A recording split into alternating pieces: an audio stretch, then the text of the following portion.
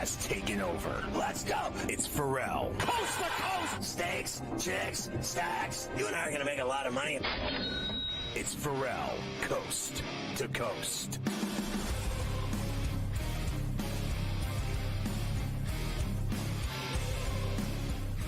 Into the final hour, Carver High, and everybody needs to get the SportsGrid app on iOS or Android in the Play Store. It's unbelievable. You can watch the network. You can listen to the network. Follow your favorite hosts like Carver High. You get everything, in-game odds, stories, highlights. It's got it all, the SportsGrid app. You can watch us on X now, streaming. Just go to SportsGrid-Live, and you're styling. You can get the Ferrall Coast to Coast and Ferrall on a Bench podcasts in iTunes or wherever you get your podcasts, and you're styling. So here we go, Carver High, into this 5P hour, and you got the Offensive Player of the Year odds. Yeah, let me give you these last couple award numbers before I get into the college football with you. Offensive, it's Barkley at plus $115, but Henry's close. He's plus 140 at this very second, and we got 150 on the board. And then Chase at plus 650. Now, again, these are not supposed to be MVP awards where how your team is matters in the voting for such an award. You gave me a bunch of stuff on Chase today. He leads the NFL in receiving yards. He's already got over 1,000. He's 39 grabs away from the Bengals season record. He's 399 yards away from the Bengals season record. He's 5 touchdowns away from the Bengals season record. Jamar Chase, and I know Barkley's having an unbelievable year. I know Henry scored in every game. He's having a huge year. Man, that Chase number's juicy. Because I know the Bengals suck, but he's going to have some video game stats by the time the season's over. And imagine the money they got to pay him. They never gave him the money. That too. So, and look at, he's ahead of Jefferson, who everybody thinks is the best in the league. There's no denying he's great. But Chase is just having a season. He's having a moment. And I don't deny Barkley. He's been incredible for Philly. He's having his, I think, best year as a pro, even better than his best with the Giants. I think King Henry has faded a little bit. He didn't do anything against Pittsburgh, and he's kind of cooled off. So I think he's out of the picture at this point. And then, look, I'm still on Allen. You talk about offensive players and MVPs. That guy carries the Bills. He's the one scoring. He's doing everything. Throwing tutties, running for tutties, winning games. I don't see why his odds aren't higher there either. Yeah, I think that sometimes with that Offensive Player of the Year, the MVP is so quarterback-driven and centric that they feel like they got to have something for the other guys, right? Like that's why you got to give something to – you got to give everyone a slice of the pie. So they usually give the running backs, the wide receivers, the Offensive Player of the Year. But, hey, anything's possible. All right, here's the one I've been waiting to give you. Coach of the Year odds. Now, I know you know this. In 18 years, he's never had a losing season. He's also never won the NFL Coach of the Year award. But going into Week 12, he is the favorite, and that is Mike Tomlin at 3-1, followed by Dan Campbell, Jim Harbaugh, and Jonathan Gannon. The favorite here as we start play this week. Would you argue that he's done the best job coaching in the NFL, what he's done with the Steelers? No one saw him doing this, even though he always wins and has winning seasons. No one thought they'd be doing what they're doing in the North, and now they have a little wiggle room in the North after beating Baltimore. What he is doing is Coach of the Year stuff. It's better than Campbell. Campbell's team is so loaded with talent. You knew they were going to win this year. They won last year. They blew it against the Niners. I don't think it's anything spectacular. I think that team is really good. I think Campbell's done a great job, but he's not doing what this guy Tomlin's doing with way less. You know what I mean? And I would agree with Harbaugh. What he's doing with the Chargers is phenomenal. I'm usually I usually like to give the Coach of the Year to someone who takes a team that everybody thought was going to absolutely suck and maybe gets them into the playoffs. And I think Jonathan Gannon's probably the type of guy that you would think of in that aspect right now. But remember this, before the season, everyone said the Steelers were going to finish either third or last in the North. They said the Ravens are going to be better, that the Bengals are going to be better. And I think Tomlin kind of qualifies for that, taking a team that people thought was going to be what was their win total? 8.5? People thought that weren't going to be good. And I think he's got a great shot to finally get it done this year. Last one for you is the Rookie of the Year on the offensive side, which is Jaden Daniels. But the note, I brought this up for a reason this week. Nix has cut into it considerably. He's now 4-1. He's made huge jumps. He was like 15 or 20 2 weeks ago. And Jaden Daniels, yes, still playing good, but Nix has been playing good as well. Do you justify Nix getting closer to him? I mean, I think Nix is doing a good job. I think he's proved that he can be a pro quarterback and that he's going to make it in Denver, and Peyton's going to make him even better moving forward. But I don't think anyone can touch Jaden Daniels. What he's pulled off, and he's got the highlight reel, Hail Mary against the Bears. Everything he's touched turned to gold except when he played the Steelers. Very true, indeed. I'm still Jaden Daniels, believe me. And I know he's not going to win. He's third on that list. That Brock Bowers is a monster, man. He's a monster, that Brock Bowers. Look at Georgia without him. Look at Georgia without him. And he's starting to now, he's scoring every week. Like, he's in the end zone every week. Like, he's putting up huge numbers on that awful team. So I'm a big Brock Bowers guy with how he's played. He's been very good to me at the window on Sundays. It's too bad that he plays for the Raiders, indeed. Nice. All right, college football time. The college football Crack Crab and Lobster Committee, I forgot to tell Nick to put the Crack Crab and Lobster on the rankings this week. But either way, you, of course, are still going to get them, and that is with Oregon at number 1, Texas at number 2. They have, of course, Ohio State at number 2. I'm reading it wrong. Then Texas, Penn State, and Indiana. Notre Dame at 6, Alabama. But forget all this. This isn't what matters. What really matters is the bracket. Is what really matters. That is all that we have to really look at. And there it is. There's the bracket. Notre Dame, Alabama would play Oregon. Ohio State, BYU would play Boise. Indiana, Ole Miss would play Texas. And Penn State, Georgia would play Miami right now in the college football playoff. I'm scared to death of Ole Miss and their defense against Indiana. Look what Michigan did to them with their defense. And they were really a crappy team going into the game. They played their best game of the season defensively against the Hoosiers.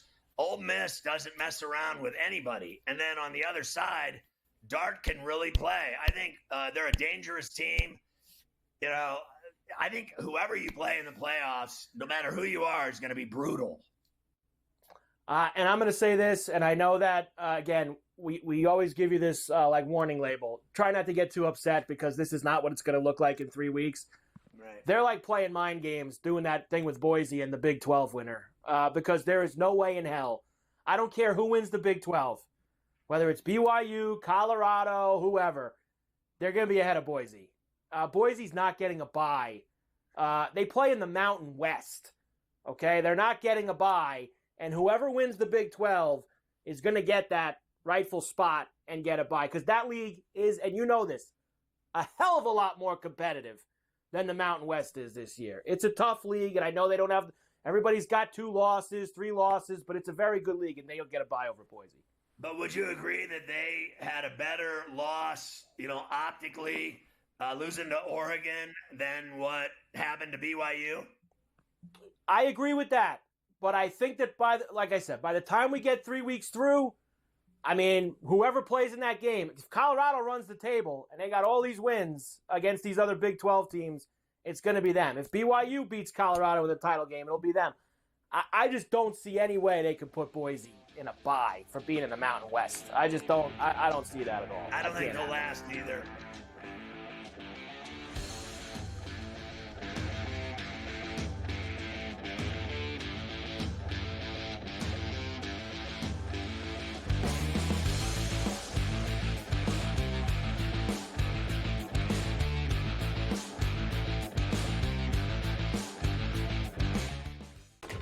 Enter into the magical world of McLuck.com, where even the smallest of spins can win real cash prizes.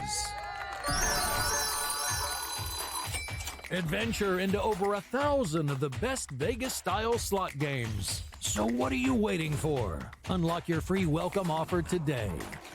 Join the fun where winners play and players win. right here with you on Pro Football Today on SportsGrid. Odds in motion, trying to see what lines have moved throughout the week. Never felt more comfortable in the set than I do for this year. I am ready. I'm just getting angry. The hot takes are going to be here all long, people. What in the world is going on in Miami, Dom? It's not particularly anything to shy away from just because many people are on top of it. Hot take. I think this line is asking you once again to take New Orleans. Pro Football Today, only on SportsGrid. We live in a society right now where everybody's a snowflake, everybody's a cupcake, and everybody thinks that nothing is fair. Everything is like, it's not fair. We should have a better chance. We need more. You know what? I'm old enough to remember when you needed to have a perfect goddamn record to win a college football championship. That's the way it was. 11-1, too bad. Sports Rage tonight, only on SportsGrid. Grandma Bear, who owns the football team, probably comes in, gives a little, oh, man, you're such a good little boy out there. Congratulations, the way you coach this football team. I'm never going to fire you. Totally, I missed you pinching your own cheeks as I was looking down and did not know we were getting. Oh, Donnie, you got such a good show there with that guy named Ben. Like, that's what your grandma would do to you when you go see her on Thanksgiving or Christmas, The Early Line, only on SportsGrid. Together, both Devontae Adams and Garrett Wilson had huge nights. Aaron Rodgers loves the two big targets, and he says if this is going to happen, going to be very tough on the defense to decide who they want to go after. Adams and this kid Wilson, I won't deny what they can do, but nobody else does jack. Ferrall Coast to Coast, only on SportsGrid.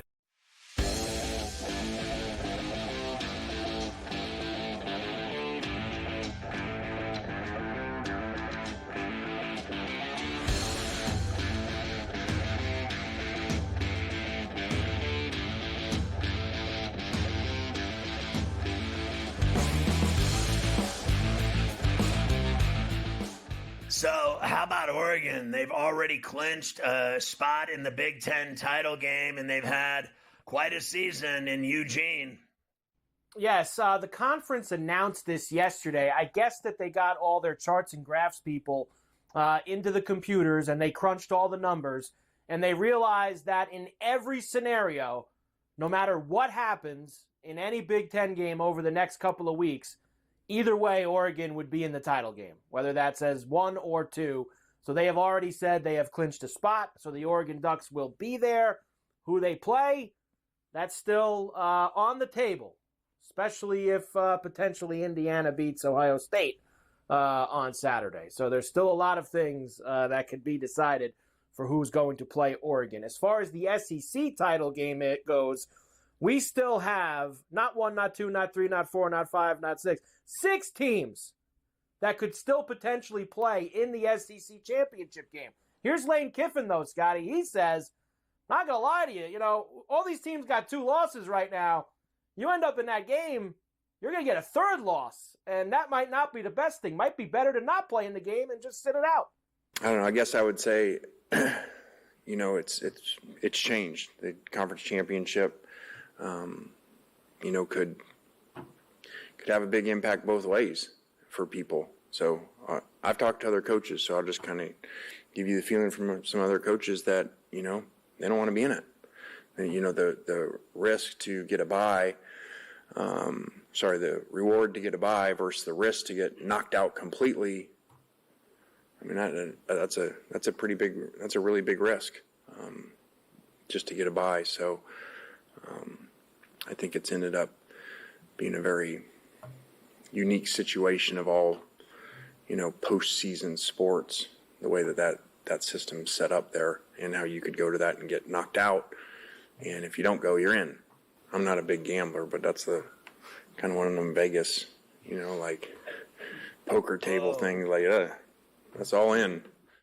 Yeah, look, I still think they're one of the best teams in the country on both sides of the ball. They're dangerous, and he may be right. It kind of gets, fishy every year with players not playing in bowl games because of their, future in the NFL. And now you hear this guy saying, I don't even want to play in the SEC title game because another loss could bump us from the 12-team playoffs. So I think now it's changing from players not playing in bowl games to teams not wanting to play and lose a game to be left out of the 12. Yeah, and look, if they're in that spot because there's going to be 4 teams from the SEC. And depending on who's in that game, it's going to get very tricky, and it could be on the outside looking in if you lose it. We have 2 games tonight in college football. More MACtion for you. I know you were excited last night with Akron beating up Kent State and Miami of Ohio beating Northern Illinois. Lots of MACtion. Buffalo is visiting Eastern Michigan at Ypsilanti, where Eastern Michigan's 1-point favorites. Ohio and Toledo, 2 of the best teams in the MAC tonight, with Toledo being a 1.5-point favorite with the 44.5 total. Do you like them in the Glass Bowl over Ohio?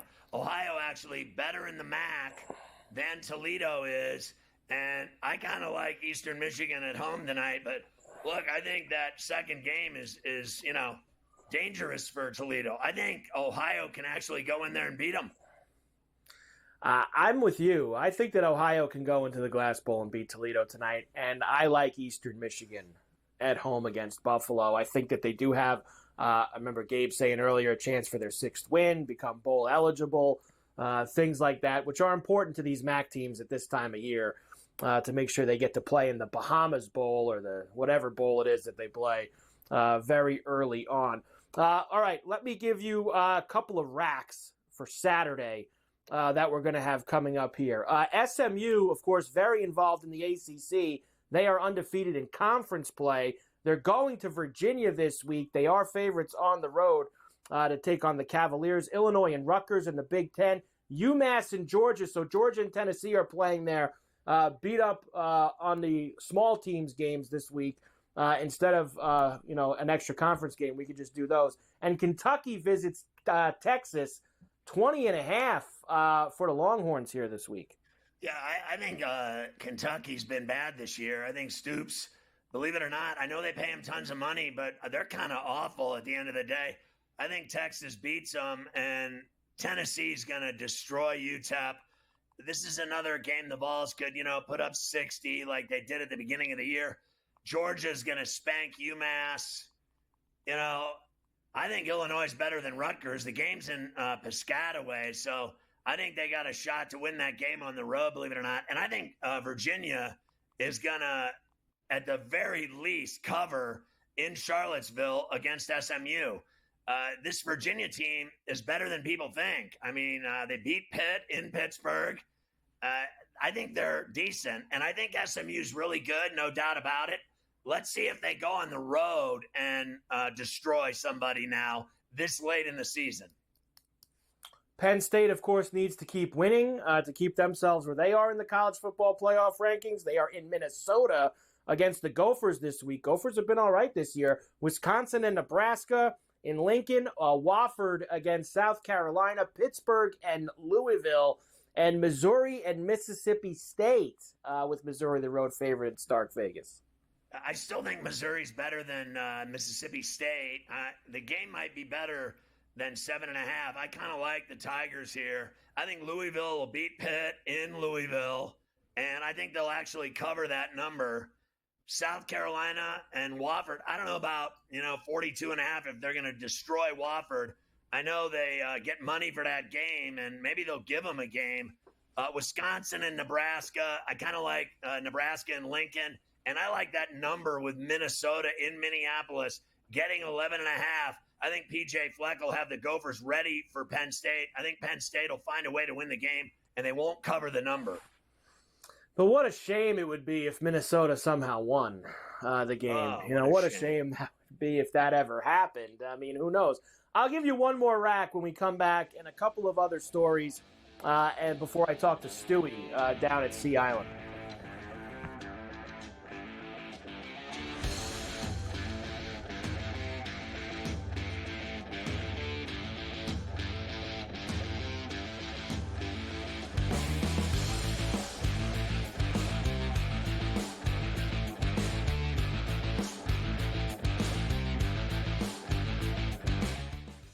Need help with your NFL picks? Get NFL insider knowledge from Pro Football Doc, Dr. David Chow, with Sick Picks at Sports Injury Central. We reveal hidden injury advantages the sports books miss. Our doctors provide insights, and our algorithm tells you who to bet on. Spreads, player props, totals, in-game bets, Sick Picks covers it all. Get a free week now with promo code SportsGrid at SixScore.com. Right here with you on Pro Football Today on SportsGrid. Odds in motion, trying to see what lines have moved throughout the week. Never felt more comfortable in the set than I do for this year. I am ready. I'm just getting angry. The hot takes are going to be here all long, people. What in the world is going on in Miami, Dom? It's not particularly anything to shy away from just because many people are on top of it. Hot take, hot take. I think this line is asking you once again to take New Orleans. Pro Football Today, only on SportsGrid. Anyone that's been to a sporting event, the atmosphere before a game, I think Game Time Decisions has that same exact atmosphere. This is our arena.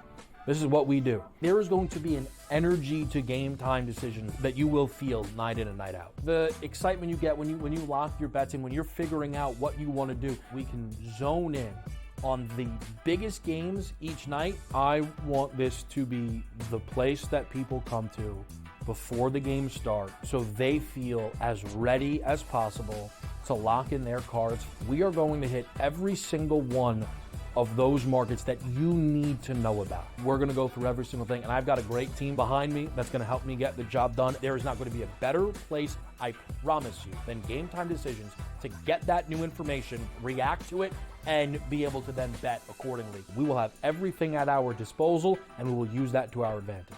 I'm Kevin Walsh. Tune into Game Time Decisions from 6 to 8 p.m. Eastern on SportsGrid.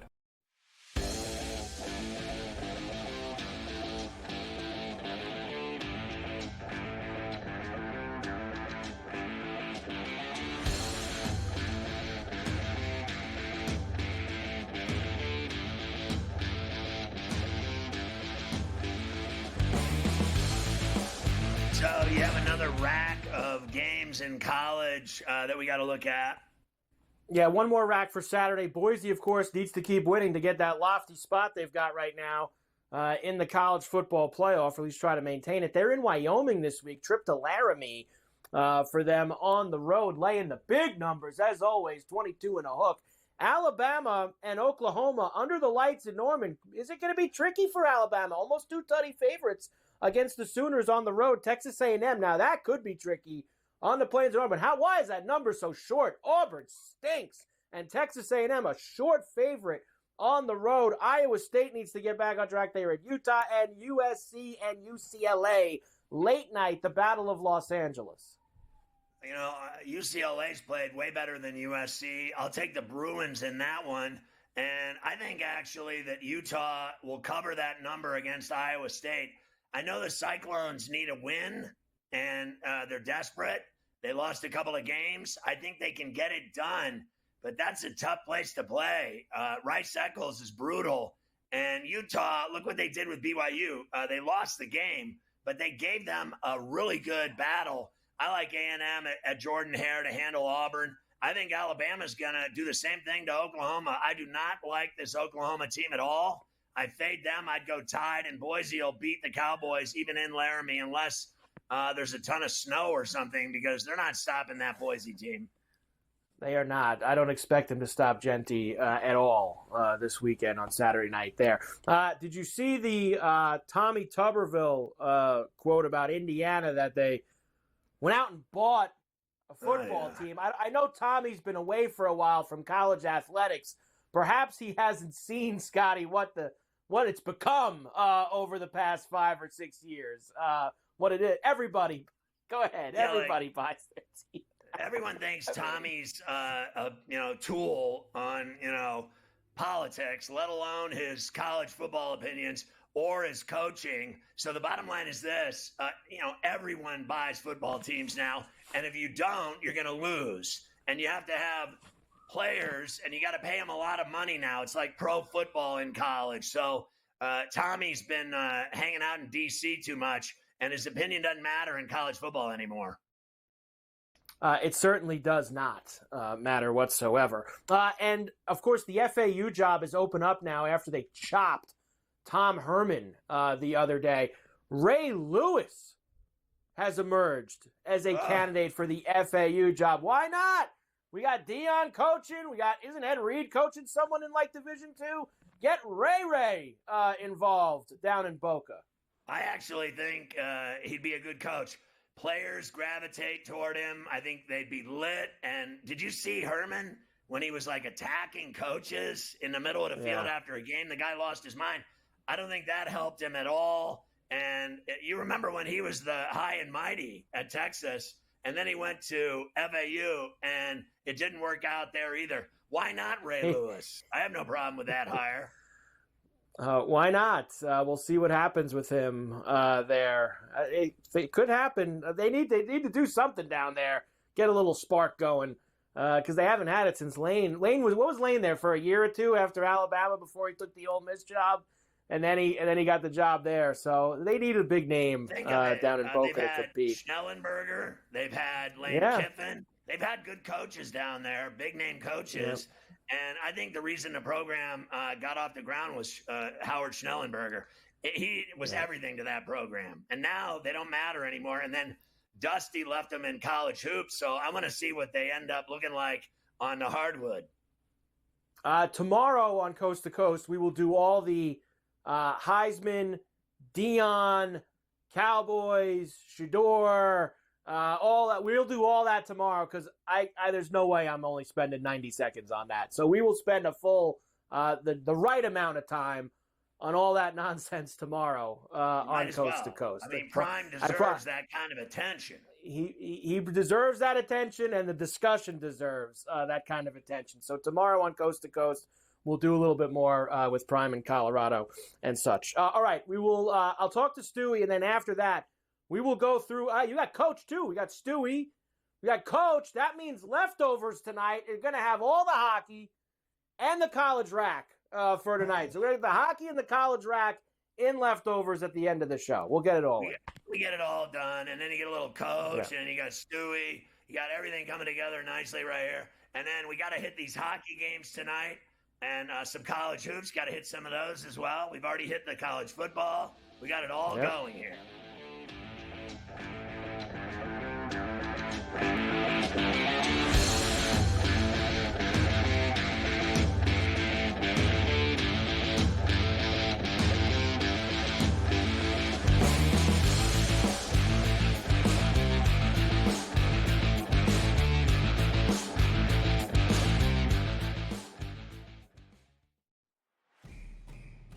It's a new era in CFB to start off this year, put on full display. My take on this game is simple. I know some people will be upset about it. Good riddance to the Pac-12. Can you do it in terms of the week to week to week?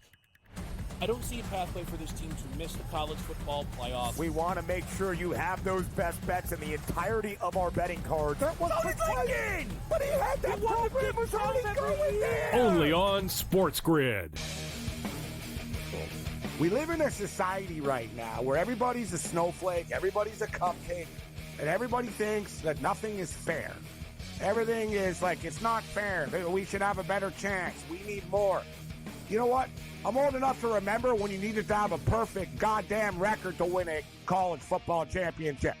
That's the way it was. 11-1, too bad. Sports Rage tonight, only on SportsGrid. Two guys that can do it all. Too much electricity this morning. This is a good time. We're having a lot of fun. I had to do a triple take. Ka-ching! Why? Because of parity. I didn't mean to offend. Yeah, it's not going to happen. Load management is a dirty word. Let him rip. You know what? Circumstances provide the results. What? How do you do this one? Oh, Donnie, you've got such a good show there. A network that is booming. The Early Line, only on SportsGrid. When you look at Marcus Johnson, when you look at Nikola Jokic, these aren't guys that are big, super athletic, dunking and jumping over people.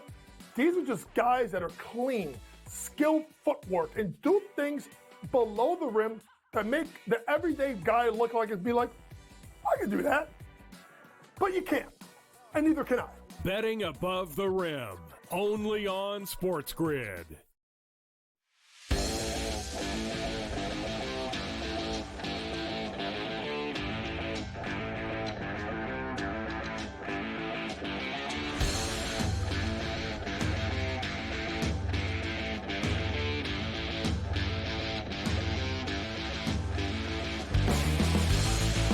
And we are back from coast to coast here on a Wednesday. And yes, it is a Golf Wednesday on C2C, as Keith Stewart from Read the Line is with us as always on Golf Wednesdays. And it has been a tremendous PGA Tour 2024 season. And the final stop on the train for the PGA Tour is this weekend. And to commemorate that, Keith had to go there to the Sea Island Golf Club, where we're going to be playing a couple courses this week. Always close with the RSM Classic. Hi, Keith. How are you? Mike, I am doing very, very well. And I tell you what, I got to confide something with you. I'm waiting on some serious barbecue tonight, so let's get right into it. After I'm done with you, I'm heading to Southern Soul. Let's do it. Let's roll. Give it to me. Let's start with this, as we always do. Tell us a little bit about what are we expecting weather-wise for Sea Island the next couple of days, and B, just let people know. We got 2 tracks here this weekend, which I know for some, maybe for first-round leader bettors, can get a little confusing. You have the Seaside and the Plantation courses. The Seaside will be Saturday and Sunday for rounds 3 and 4. They'll stay there. Give us the weather and the courses. What are we looking at? All right, real quickly, the weather. It's been beautiful all week. We're getting a little bit of a front this afternoon. We got some rain. It's been high, mid-70s, and absolutely perfect. They're going to soften the greens up a little bit tonight with some more rain. And then as this front comes through, it's going to get cold. It's going to be 40s in the morning. It's going to be low 60s as a high for the next 4 days, but not a lot of wind. Now, we have 2 golf courses in a field of 156.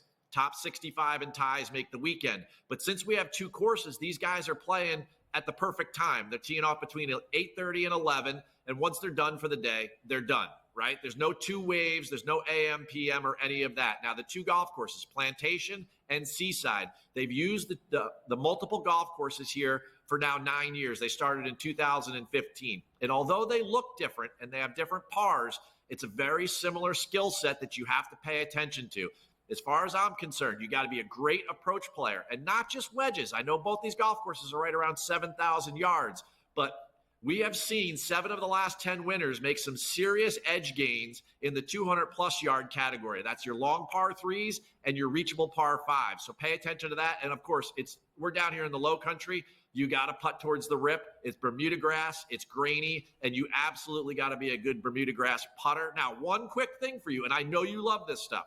With 2 different golf courses, 7 of the last 9 winners have started on Plantation and then went to Seaside for 3 straight days. So keep that in mind.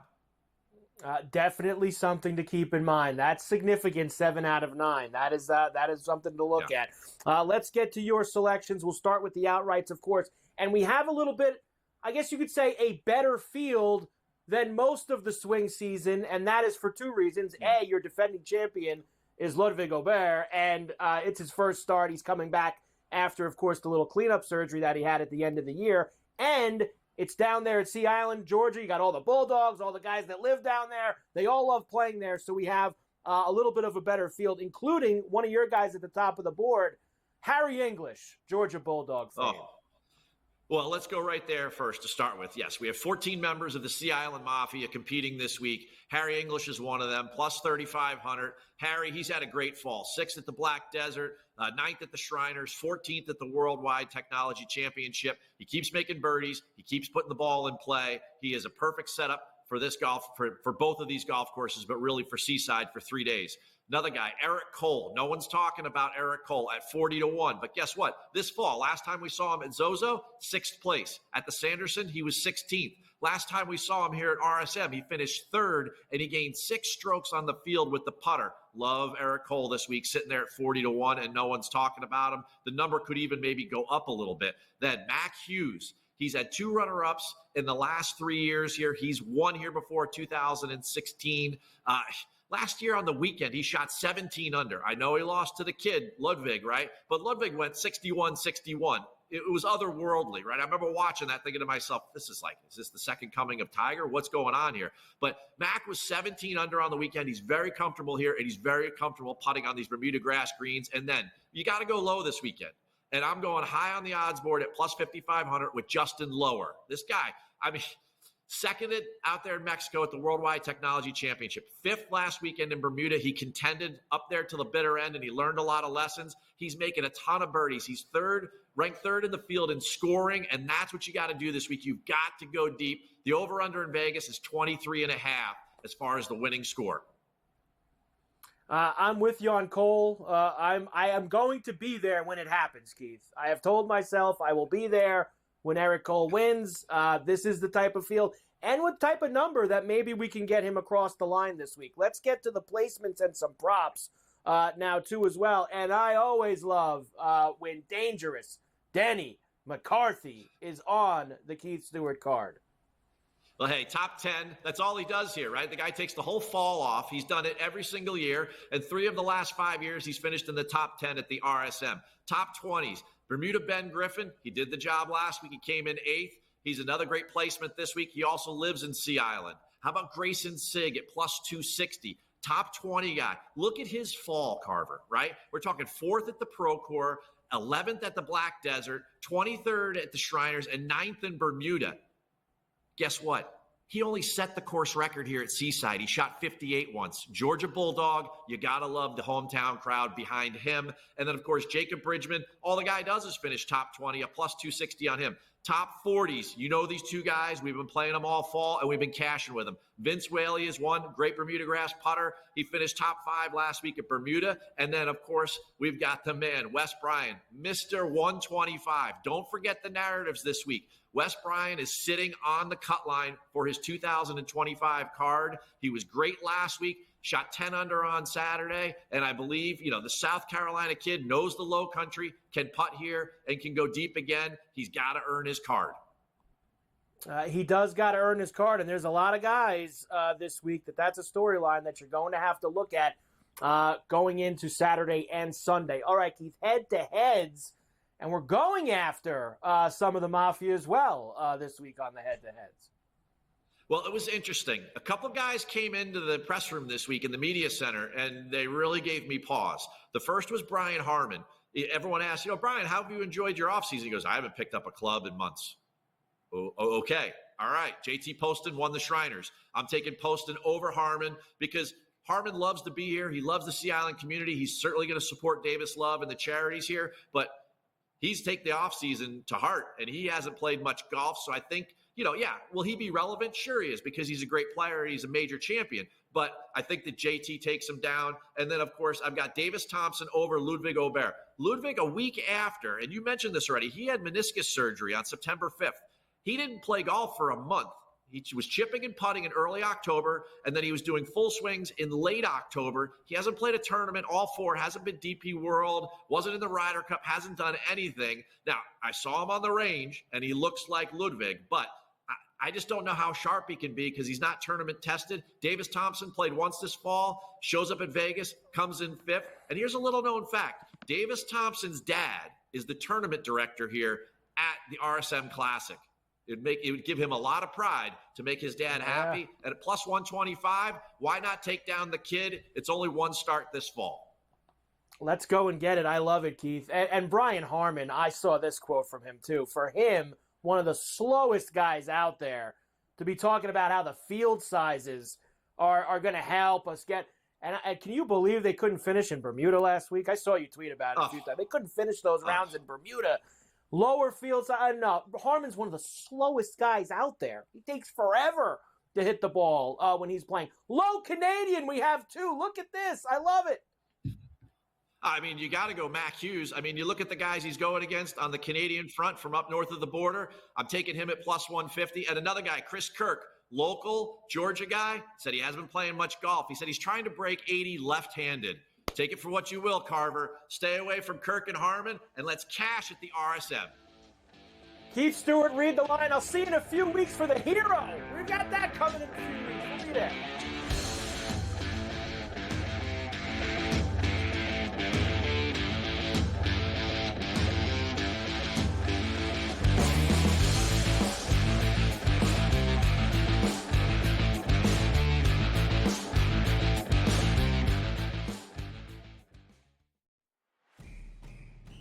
It's a new era in CFB to start off this year, put on full display. My take on this game is simple. I know some people will be upset about it.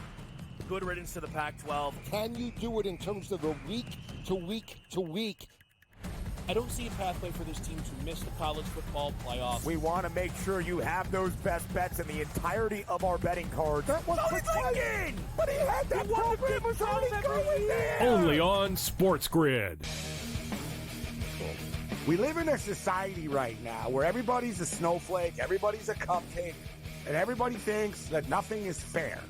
Everything is like, it's not fair. We should have a better chance. We need more. You know what? I'm old enough to remember when you needed to have a perfect goddamn record to win a college football championship. That's the way it was. 11-1, too bad. Sports Rage tonight, only on SportsGrid. Two guys that can do it all. Too much electricity this morning. This is a good time. We're having a lot of fun. I had to do a triple take. Ka-ching! Why? Because of parity. I didn't mean to offend. Yeah, it's not going to happen. Load management is a dirty word. Let him rip. You know what? Circumstances provide the results. What? How do you do this one? Oh, Donnie, you've got such a good show there. A network that is booming. The Early Line, only on SportsGrid. When you look at Marcus Johnson, when you look at Nikola Jokic, these aren't guys that are big, super athletic, dunking and jumping over people. These are just guys that are clean, skilled footwork, and do things below the rim that make the everyday guy look like and be like, I can do that. But you can't, and neither can I. Betting above the rim, only on SportsGrid.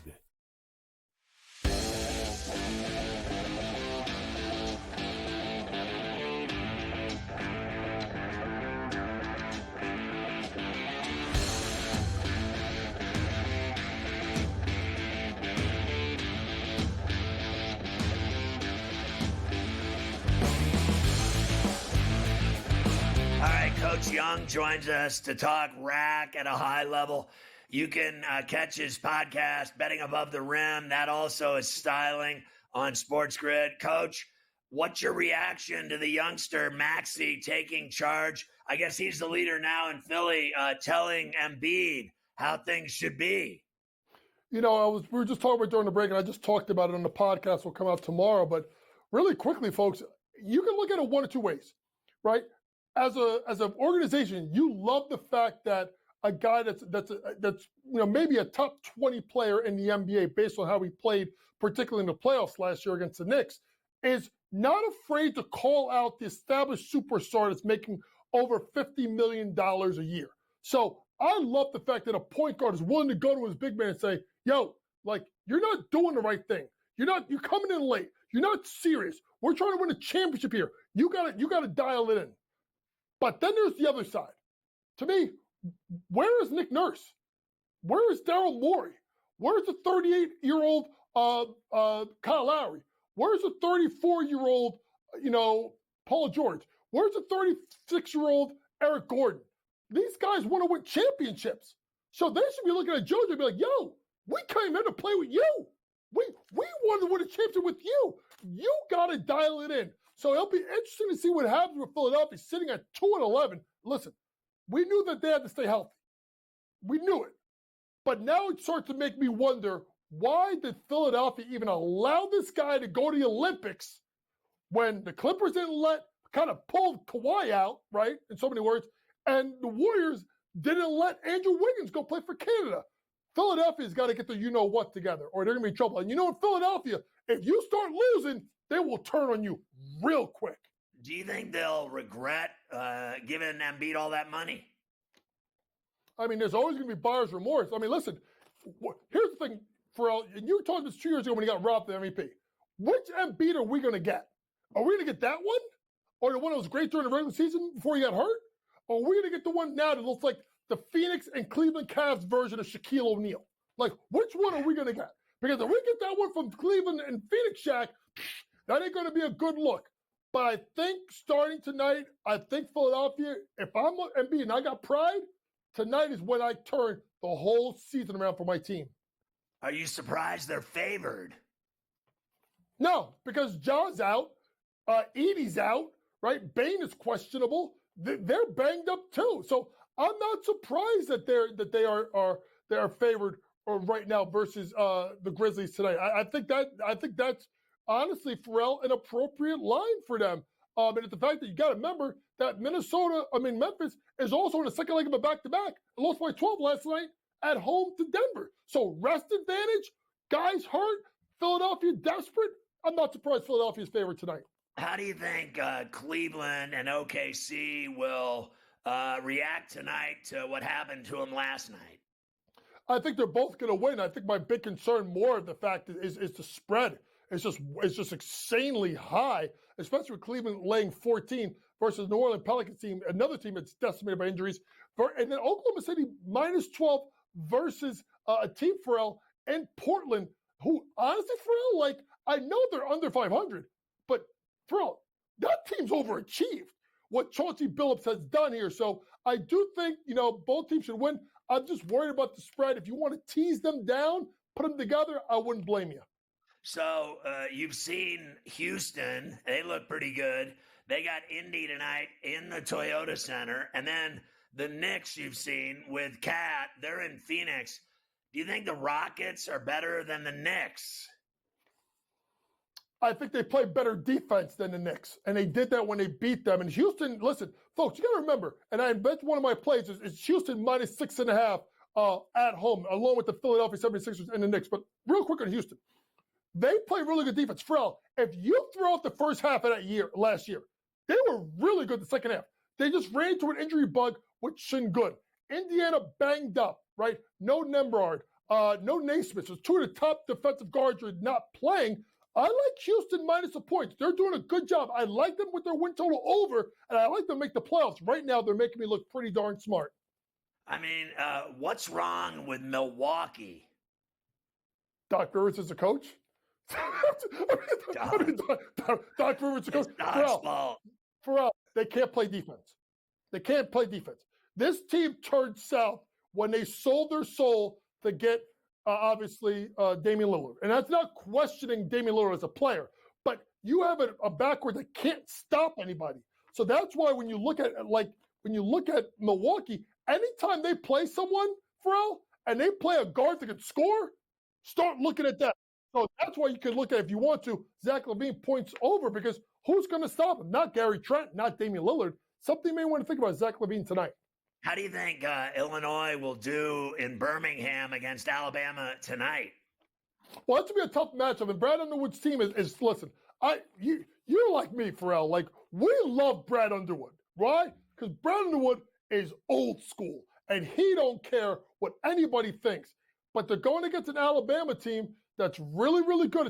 It's a big spread. I think they get it done. Minus 8.5. By the way, shout out to Coleman, the kid Hawkins, speaking of Illinois, who left and went to Kansas State, got $2 million a year, and is getting 8 points a game. I mean, Ferrall, can I get $1 million for? Listen, Ferrall, we can each get $1 million. We get 4 points. I give you 4 points for $1 million. 4 for $1 million. I can do it right now. 8 points a game, and he's making $2 million. That's the way to live. I mean, honestly, who have you been impressed with the most? Like, Gonzaga's playing tonight. Who's your favorite teams in college basketball so far? Well, listen, it's UConn until someone knocks them off. And to see Dan Hurley win by 35 and basically trash his team last night was great. Speaking of UConn, I think it's going to be a double. I think Gino, who's going to break the record tonight versus the FDU, my friend Steph Gately, I think they're going to win that championship. I think we're going to get UConn men-women national championship this year. Oh, God, they're going to win another one. I can't have it, Coach. Give me somebody else. I don't even like Duke, but I'm rooting for Flag. I think he can take them to the Final Four. I don't want to see UConn win another one. I mean, every single year they're going to win it? What are they, the Kansas City Chiefs? I can't have it, Coach. Oh, yeah, I don't Great like stuff. Enjoy the games tonight.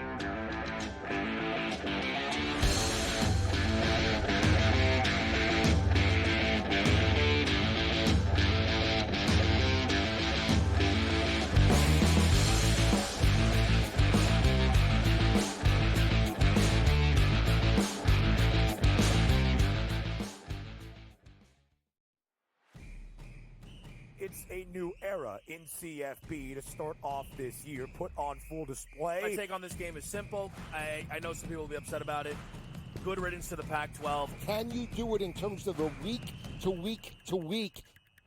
I don't see a pathway for this team to miss the college football playoffs. We want to make sure you have those best bets in the entirety of our betting cards. That was thinking! But he had that program was already going there! Only on SportsGrid. We live in a society right now where everybody's a snowflake, everybody's a cupcake, and everybody thinks that nothing is fair. Everything is like, it's not fair. We should have a better chance. We need more. You know what? I'm old enough to remember when you needed to have a perfect goddamn record to win a college football championship. That's the way it was. 11-1, too bad. Sports Rage tonight. Only on SportsGrid. The two guys that can do it all. Too much electricity this morning. This is a good time. We're having a lot of fun. I had to do a triple take. Ka-ching! Why? Because of parity. I didn't mean to offend. Yeah, it's not going to happen. Load management is a dirty word. Let him rip. You know what? Circumstances provide the results. What? How do you do this once? Oh, Donnie, you got such a good show there. A network that is booming. The Early Line. Only on SportsGrid. When you look at Marcus Johnson, when you look at Nikola Jokic, these aren't guys that are big, super athletic, dunking and jumping over people. These are just guys that are clean, skilled footwork, and do things below the rim that make the everyday guy look like and be like, I can do that. But you can't, and neither can I. Betting above the rim. Only on SportsGrid.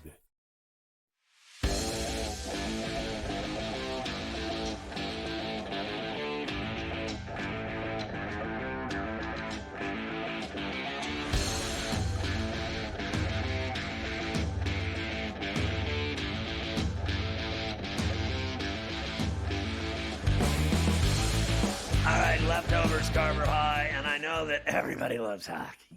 Everybody does love hockey. Let's see what we've got. Vegas is in Toronto tonight against the Leafs. We will start there. Pick 'em here tonight. Minus 110 both ways with a 6.5. It was minus 130 all day with Toronto.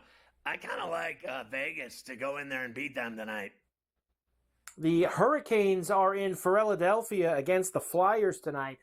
Canes minus 230, 6.5 here. I mean, it's on TNT. I'd probably have to, puck line it. I'm not laying 230 with anything. So I'll go puck line with Carolina. I think they'll win the game, but we'll see. You never know with Torch. They might show up. Dallas was the heavy lumber game of the night. I believe it was on Monday. They were minus 4 Bills against the Ducks, and they lost. They're minus 4.5 Bills tonight against the Sharks with a 6.5 total. I saw it at 5 Bills today at one point, and yeah, I don't think they're losing to the Sharks. And you're going to have to puck line this game as well. The Predators are on the road in Seattle tonight. Actually, second half of the TV doubleheader. They are road favorites, minus $1.30. Yeah, I'll take a stab with the Kraken at Climate Pledge at home.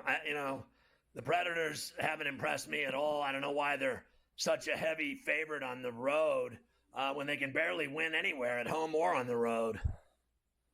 And finally, the Sabres are on the California trip. They're at the Crypto tonight against the Kings.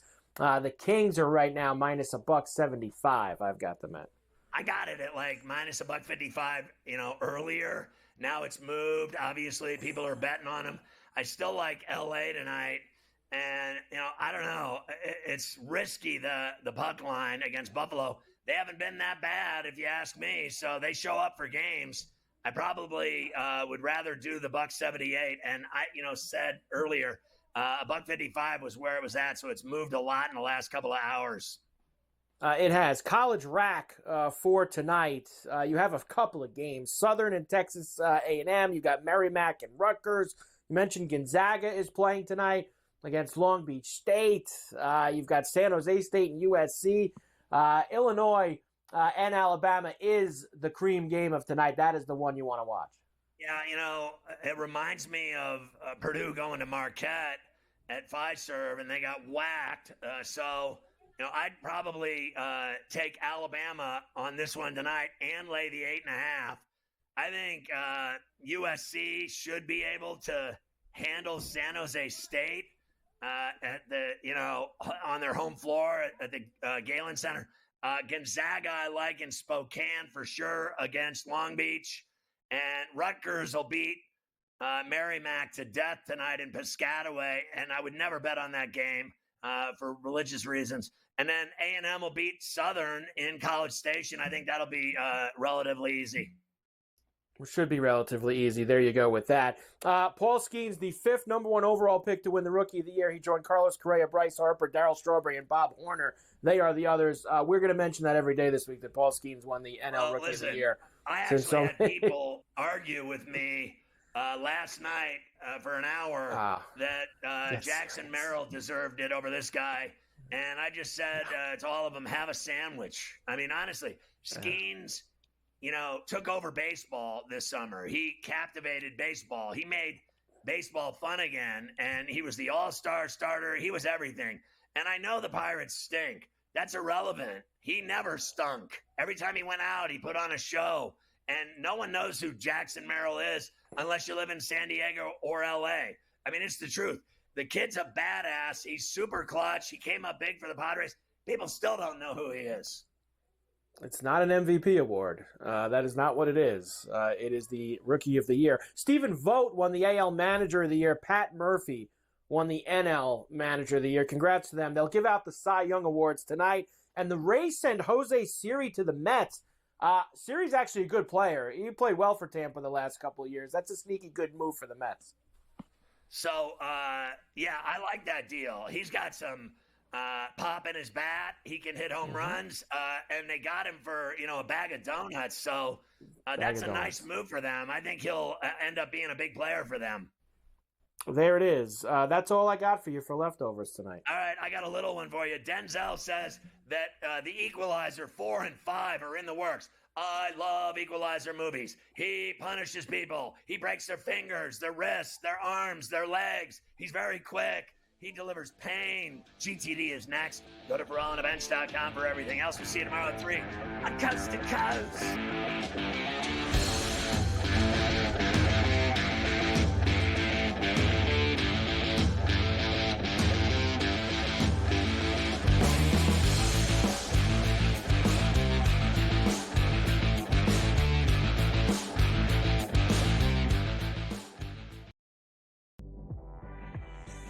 You got Porzingis, you got Holiday, you got Derek White.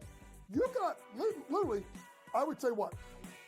5 guys can get you 20 points in a game? I know people will say it's, only one guy.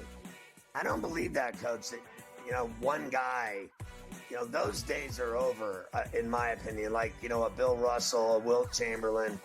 Betting above the rim. Only on SportsGrid.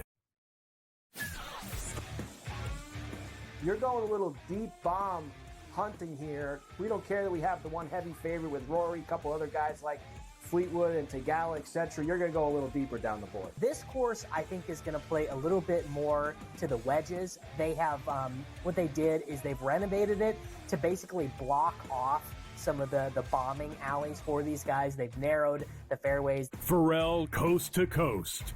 Only on SportsGrid. Garrett Cole's getting ready to come back, too. I guess this...